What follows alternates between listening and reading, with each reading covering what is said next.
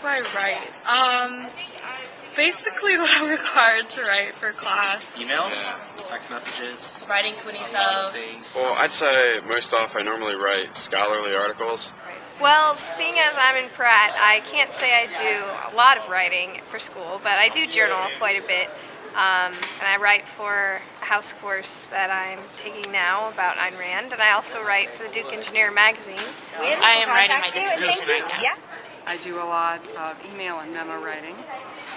I write scholarly work, I write articles, and I'm working on a book, and I also write fiction and creative nonfiction.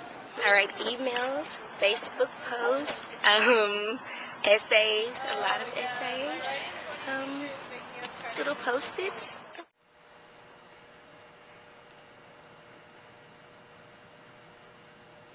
I write to focus my reflections and focus my thoughts.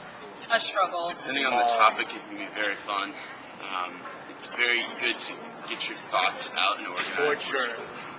I like to capture events because I like to go back and, relive the experience. Sometimes it helps relieve frustrations.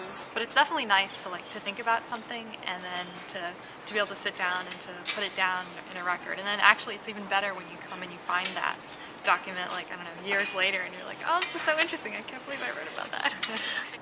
Writing is a technology human beings invented to help themselves. And it's our best tool for thinking and one of our best creative tools, period. I'll learn something in class and then it might disappear, or writing's a way to make it all structurally come together. So whatever you end up writing about, you understand more than something that you didn't choose to write about, if that makes sense. You can uncover deeper meanings in yourself, in the world. Writing is in itself thinking. I think if you can write something clearly so somebody else understands your idea, then you really understand the idea yourself. And that's a satisfying feeling. But I think there's also another reason for it, is that it's kind of cathartic. When I feel emotional about something and you write about it, it's like purging all the emotions within you. How when I actually sit down to write it, I just get lost in it, and I just come up with so many different things, and I'm just I can unleash my imagination, and I don't usually get to do that. Well, what I like about writing, it's creating something completely authentic. It's something that's a question I ask myself sometimes when I'm writing is I look over something like a paragraph I just read. It's can I think of any other instance in human history when this has been put down before in the same syntax and the same word choice structure? Can I confidently say that no one ever in the history of the world has ever said this? And writing is the means by which we can enter other people's thoughts without them being present and even without them being alive. I guess in my own experience, the challenge of writing is to reach the point where you understand something well enough that the writing of it can communicate clearly in a fresh way. Writing is a dialogue with yourself, I think, and that's what I like about it so much. What I like most about writing is what I can learn from other writers, and especially with Jane Austen or Tolstoy, you really see human nature very close, and I find that I write and I read to understand humans and human nature better. So when I read novels or I read poems or I read really good scholarly work, I feel like there is just something about expressing an idea in a way that seems full and complete. So I think that for me, writing is defined by this anxiety of wishing to be able to produce that writing that is writing, but feeling as if I'm not there yet. Okay. Well, I write history of anthropology, and I write books, but increasingly I'm writing proposals, memos, letters, and a whole range of strategic plans and the like. Mostly academic writing at the moment, but I like to do creative writing sometimes. I write poetry and kind of free-flowing thought from paper, scribbles. Letters, people. Yes. Gotta do it. Like blogging, writing just ideas and email. Like I just have documents of like ideas and interesting things. I don't, like no one will ever see. Right? I like to write stories that are about people because I like talking to people. I like interviewing people, like human stories. I write a biographical dictionary in the evening, a free one that I own it myself. I just put it up on the net and I write it all the time. Is that right?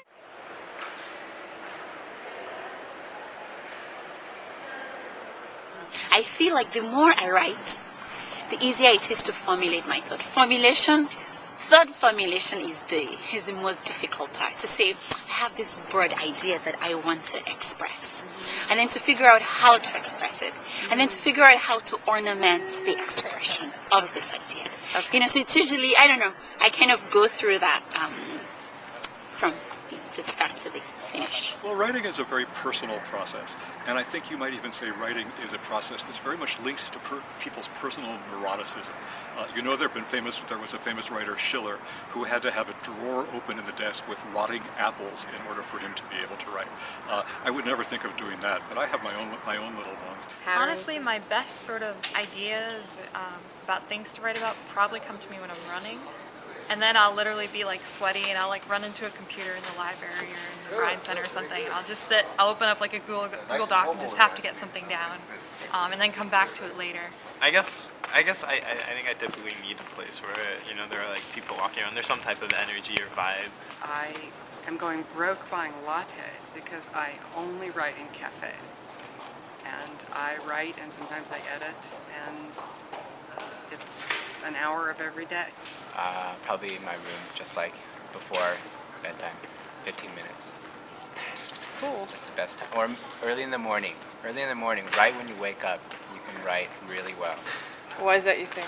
Because your brain has just started firing up and you have the least amount of expectation in your writing.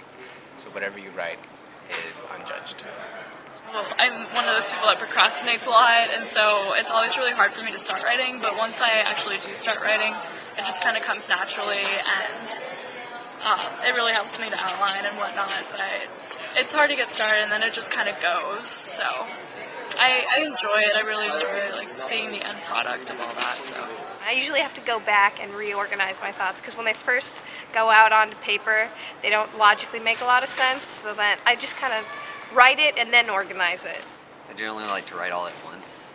I'm not really an outline person, so I like to go to the library and just sit up, study, make sure I know everything, and then just write through and get a draft. I had to do a lot of research for a lot of years, and now I need to compile it and put it into chapter form, and it mostly just takes time. A lot of outlining, and then I write it, and then I outline what I've written, and then I write it again.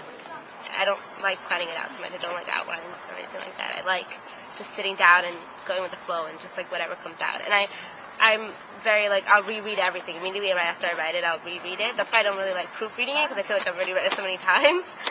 Because I read a line, I read a line and I write another line and I read it all over again, see if it like all makes sense. I usually start out, you know, there'll be a topic or a question, and I just sort of act like an investigator and find out absolutely everything that I can. I take notes on it, and then I start to sort of get this, to form the story in my mind, and then I slowly start to develop like a, you know, hypothesis or a thesis or what have you. And then I start to put things down in an outline, so literally just like bolded words. And then I take all the information that I've gathered from this one like document, and then I start to fill in the story, almost like having a skeleton and then putting the meat on the skeleton. And then slowly, you know, once I have everything in this outline form with the information, then I actually make it into a paper, so, you know, add lines to make it enjoyable when you read it. In some respects, I do think writing is a social activity, and you need a team to do it. Whether it's the writing studio, whether it's the tutors, or your friend helping you edit. And so, in terms of my writing, I oftentimes think of it as a team effort in terms of bouncing ideas off people, having me edit, getting these ideas down. So, I like to talk about my writing, and I like to have my team members be part of that process. I think using other sets of eyes is a really valuable tool, making sure that other people read what you've written. Really good refining and editing tool. And I often use email as a way of articulating ideas, especially with students. And somehow writing to somebody really kind of, you imagine your audience in a much more specific way. And so that's one way I do write every day, and I recommend that highly. As an undergraduate, I was a very insulated writer. I never showed my work to anybody except for the professor. And mostly just out of shyness, embarrassment, or you just didn't want anyone else to know what you were up to. But being a graduate student, you're forced to, workshop your writing, and feedback makes you so much better. So it might be embarrassing at first. You could get your back up and say, why are you, reading my writing that way? That's not how I meant it. Well, that's on you. You need to write it the way you want people to read it. Writing takes a lot of time. Just I need to go over. Whenever you finish the paper, you would like to go over and you would find something interesting that you want to add to it. So it's just a writing paper never ends. I can say it that way.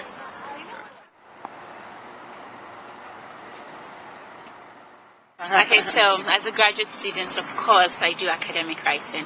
That's probably what I do most of the time. But I also have a blog.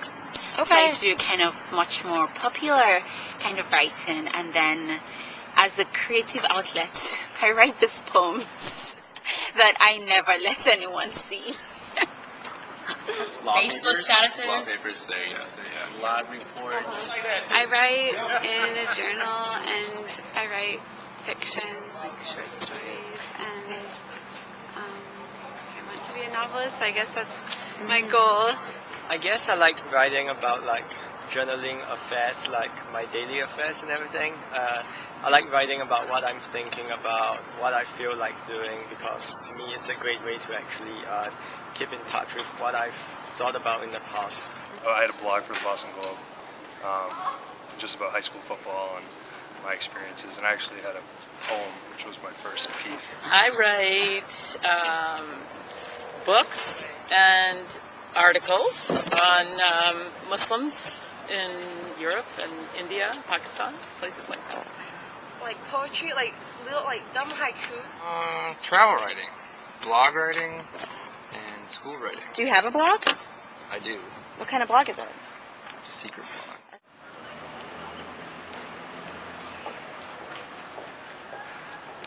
The joy of writing is actually, having something that you yourself, have sat down and, reviewed and, being able to turn in a finished product. As far as, giving a speech or something, an impromptu, it's kind of, it's so energetic and it's right out there, but you don't really have time to, review yourself and, make sure that you put out, your best product. And I think that's the ultimate satisfaction with writing, is that, you're sculpting. You're sculpting this, work of art. That's great. The same pain is the labor that you have to put in. Writing is a pain, but the research that oftentimes goes into the writing and the end product is a joy. If it's something I'm really interested in, some sort of philosophy, I was a philosophy major, so writing about philosophy, I just love it, because it's a chance to really understand the material and grapple with it. If it's something I'm not so interested in, or something I had to really hard to understand, then it's really painful. The joy is you get to think about it before you write it down. The pain of it is you got to take time to write it down. I like it because it makes me think critically about things and figure out what I think about things. But it's really painful and slow sometimes, but it's always rewarding. Well, one of the difficulties is kind of getting down exactly what I want to write, because you have this great idea, but you don't really know how to express what you're feeling. So that's pretty frustrating sometimes, especially in academic writing. I'll have a big topic that I need to cover and can't find a thesis, so I'm writing all over the place. It's not the writing per se, but it's the ability to tell a story, capture the ideas, and communicate a vision. That writing is that tool to do that. So it's worth putting in the time to getting the writing right. I think the joy of writing is being able to express your opinions and your feelings in a way that other people can readily understand them. Getting out what's inside of you onto something concrete. I think the pains are, making sure that it is understandable to other people. because, like I said, sometimes they won't understand your ordering or your logic, so you have to make sure that it's not only understandable to you, but to all people who might read it. What takes me so long when I write is just constructing actual sentences, using the vocabulary that I think best conveys my thoughts. Just being very, very, very picky and choosy about using words can be frustrating. The joy of writing is probably when the words just come to you and they themselves encourage you to put it down on paper. The pain of writing is probably when you're assigned a very specific, concrete question that is incredibly dull, and God, and you're forced to write about it. There's nothing you can do about it, and heck, you need 24 pages. And hardest part about writing is getting it started. But after that, it kind of just flows. Well, my ability to write really rests on my state of mind. So that if I'm feeling like I'm really on top of the world and everything's going great, then these ideas come together and I have new syntheses and it's all wonderful. If I'm feeling like somehow things aren't going so well for one reason or another, then it affects the writing process too. It's hard to even put a sentence together.